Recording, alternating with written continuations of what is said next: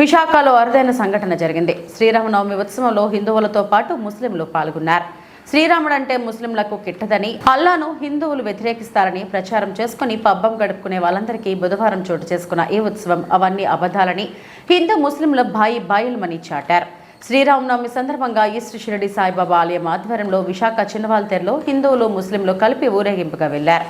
మేళ తాళాలు, నృత్యాలు, గుర్రంపై ముస్లిం సాంప్రదాయాన్ని చాటుతూ సాగిన ఈ ఊరేగింపు దృశ్యం హిందూ ముస్లిం బాయిని ప్రపంచానికి చాటినట్లయింది.